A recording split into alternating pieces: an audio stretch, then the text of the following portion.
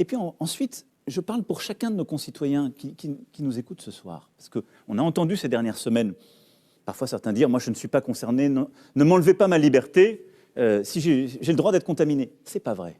La raison d'espérer, je vais vous dire, c'est que nous sommes en train de réapprendre à être pleinement une nation. C'est-à-dire qu'on s'était progressivement habitué à être une société d'individus libres. Nous sommes une nation de citoyens solidaires. Et puis ensuite, je parle pour chacun de nos concitoyens qui nous écoutent ce soir. Parce qu'on a entendu ces dernières semaines, parfois certains dire « moi je ne suis pas concerné, ne m'enlevez pas ma liberté, si j'ai le droit d'être contaminé ». C'est pas vrai. La raison d'espérer, je vais vous dire, c'est que nous sommes en train de réapprendre à être pleinement une nation. C'est-à-dire qu'on s'était progressivement habitué à être une société d'individus libres. Nous sommes une nation de citoyens solidaires. Alors lorsque M. Macron, ou lorsque la chroniqueuse d'Europe numéro 1, sa belle-fille, parle du fait qu'on ne doit plus être des hommes libres mais qu'on doit être solidaire, il se moque vraiment du monde. Parce que non seulement on met les Français sous le verrou, non seulement on leur met des muselières toute la journée, mais en plus de ça, on renonce à nos libertés et on accroît de façon phénoménale les divergences sociales, les inégalités sociales. Un tout petit nombre de personnes deviennent immensément riches et 1 million de Français ont basculé dans l'extrême pauvreté. Je voudrais ici vous parler du sujet dont on parle le moins, alors qu'il est peut-être celui où se trouve la clé du mystère. Il s'agit de l'évolution de la dette publique du fait des mesures prises par le gouvernement. La dette publique en France est passée de 2 380 milliards d'euros au 31 décembre 2019, c'est-à-dire 98,1% de notre produit intérieur brut, de ce que produit la France en une année.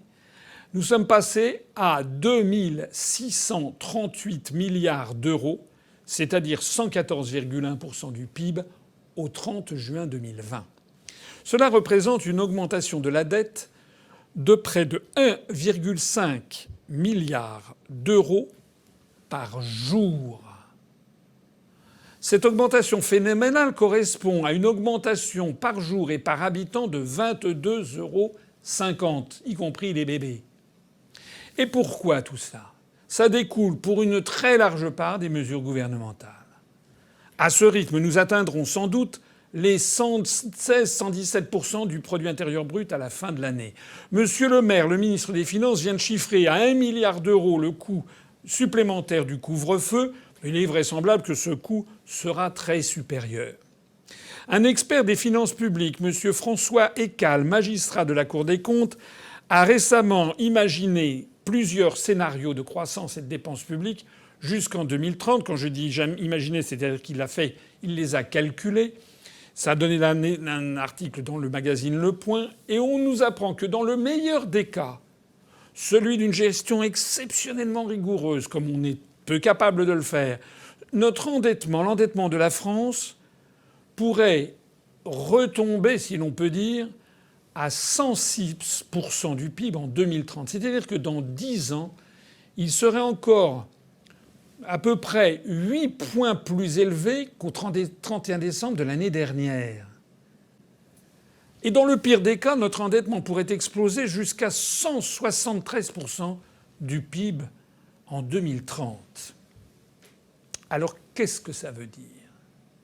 Ça veut dire que nos dirigeants nous forcent à prendre des décisions aux conséquences financières totalement délirantes par rapport aux dangers. Ça veut dire quoi ? Ça veut dire qu'en 2025, 2028, M. Macron ou son successeur, si c'est un successeur dans la veine de M. Macron, si c'est un européiste, pro-euro, pro-OTAN, M. Macron ou son successeur nous expliquera que la dette publique est beaucoup trop élevée et qu'il faut faire des sacrifices. Ils expliqueront que tout ça est de la faute des fonctionnaires qui ne travaillent pas, de la faute des services publics qui ne sont pas rentables, que tout ceci est de la faute des gilets jaunes, que tout ceci est de la faute du Covid. Et donc ils nous expliqueront que cet endettement qu'ils ont créé eux-mêmes en ce moment, ils sont en train de le créer, Ils nous expliqueront qu'ils nous obligent à faire comme la Grèce, parce que 173% du PIB, c'est le ratio de la Grèce avant les réformes. Et ils nous expliqueront donc qu'il faut démanteler EDF. Il y a d'ailleurs actuellement un rapport de la Commission européenne qui envisage le démantèlement complet d'EDF et sa privatisation. Ils nous expliqueront qu'il faut achever de privatiser la SNCF, la Poste, qu'il faut privatiser les pans entiers de notre système de sécurité sociale et peut-être même la sécurité sociale en entier. Et puis ils procéderont, comme en Grèce, au pillage de notre patrimoine national. Je rappelle que la Grèce a dû vendre des îles, l'île près de Ithaque. M. Macron n'est pas à ça près d'ailleurs. Il a déjà bradé Alstom. Madame Macron, pour sa part, a annoncé, alors qu'elle n'en a absolument aucun droit, qu'elle entendait faire vendre du mobilier national, en se prévalant d'ailleurs déjà de la Covid-19, pour financer une fondation pour les hôpitaux. Donc, ce n'est pas faire preuve d'un excès de pessimisme, mais tout simplement de réalisme, en imaginant que dans quelques années, on nous expliquera que si on a 160% de dette du PIB, il faut vendre des joyaux du patrimoine national. Vous le verrez, vous risquez de le voir. On nous expliquera qu'il faut vendre le château de Chambord, par exemple à Gilead Sciences, le château de Versailles, le château de Chantilly avec ses collections, à autant de fonds de pension américains. Et on nous expliquera, mais non, ça n'est rien. C'est simplement, ils auront des contraintes de présentation au public. En réalité. Et c'est là, peut-être, le point le plus vicieux de toute cette affaire. C'est que la politique menée par M. Macron n'a pour conséquence fatale que de faire augmenter notre dette publique dans un contexte de surabondance des liquidités où de grands investisseurs internationaux ne savent plus quoi faire de leur argent. Sachant que la planche à billets américaine a créé des milliards, des dizaines et des centaines de milliards de dollars factices. Eh bien, ces grands investisseurs prêtent volontiers cet argent à la France et dans 5 ans, dans 7 ans, nous demanderons l'addition et pourrons nous dépouiller si besoin est. Je résume. La gestion de la Covid-19 par M. Macron sur la base d'informations parcellaires et contredites par une majorité de médecins, contredites par une majorité d'États du monde et contredites par l'OMS. Cette gestion de M. Macron a pour conséquence fatale que la France, qui était déjà très endettée, va atteindre le niveau d'hyperendettement de la Grèce d'ici 3 ou 4 ans. Et si la France a atteint le niveau d'hyperendettement de la Grèce dans 3 ou 4 ans, on nous appliquera le traitement de la Grèce, c'est-à-dire la vente de tout notre patrimoine, la division des retraites par 2 ou 3, la privatisation de tous les services publics. Nous l'avons vu, nous allons à grands pas à la fois vers une dictature sournoise qui est en train de faire main basse sur nos libertés publiques et sur tous les médias, qui est en train d'interdire de facto toutes les oppositions de se faire connaître, mais nous allons également vers une France dont les dirigeants sont en train de brader tout notre patrimoine restant. Monsieur Macron, qui est un banquier d'origine, connaît ce concept. Ça s'appelle le run-off en anglais. Run-off d'une entreprise, par exemple, ça s'appelle la gestion extinctive. Monsieur Macron est en train de procéder à la gestion extinctive de la France.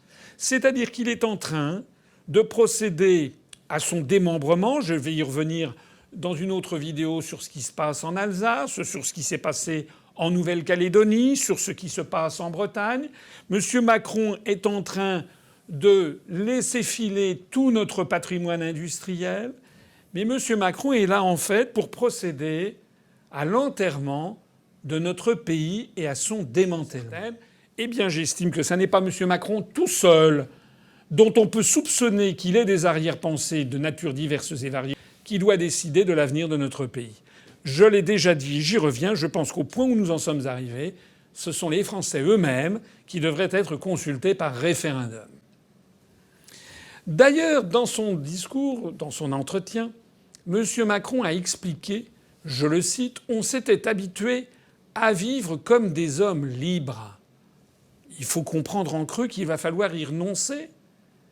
Il va falloir y renoncer prétendument au nom de la solidarité. » Mais ça n'est pas M. Macron a décidé tout seul que les Français ne vont plus être des Français, parce que je signale que le mot français, ça veut dire homme libre. Il n'a pas le pouvoir de suspendre les libertés publiques de toute la population sur la base de théories médicales contestées par de plus en plus de spécialistes. En réalité, et je le dis de façon très sérieuse et très solennelle, le vocabulaire de M. Macron est un des vocabulaires guerriers. Il utilise le mot guerre, le mot état d'urgence, le mot couvre-feu. C'est complètement inadapté et complètement hors de propos à la gestion d'une épidémie en général, a fortiori pour la gestion d'une épidémie qui n'existe plus. Puisque, comme l'a rappelé le professeur Toubiana, une épidémie, c'est lorsqu'on assiste à une augmentation exponentielle, non pas de tests positifs, mais du nombre de décès. Or, il n'y a pas d'augmentation, ou très très peu de nombre de décès. Ça n'a rien à voir avec le mois de mars-avril. On pouvait parler d'une épidémie en mars-avril, on ne peut plus en parler aujourd'hui. 500 le 7 septembre, 1535 un mois et demi plus tard. Est-ce que c'est exponentiel ou pas? On va essayer simplement de réfléchir.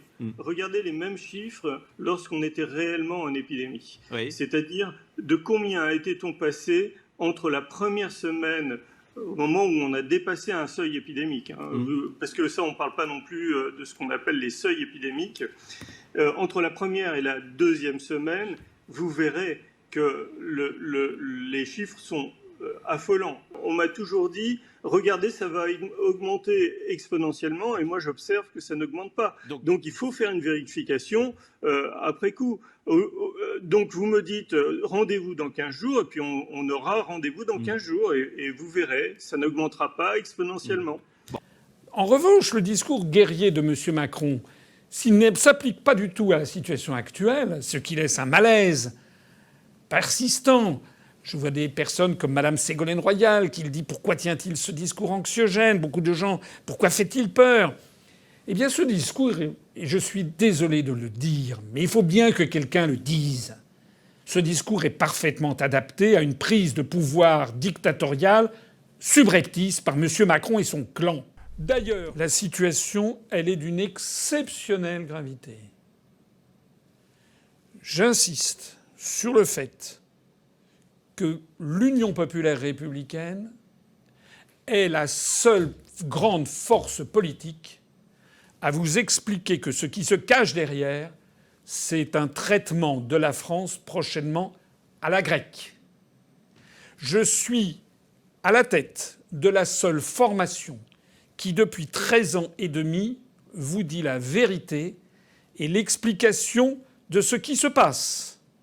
Si vous continuez à faire confiance à En Marche, j'en parle même pas, mais aux pseudo-opposants PS, PC, ELV, que l'on n'entend pas non plus d'ailleurs sur ces questions, ou bien aussi au Rassemblement national, ou bien à la France insoumise, cela ne changera rien du tout. Et ceux qui sont en train de détruire notre pays arriveront à leur fin et nous annoncerons en 2022 pour la campagne présidentielle que la France doit être réformée de fond en comble parce qu'elle a atteint le niveau de faillite de la Grèce.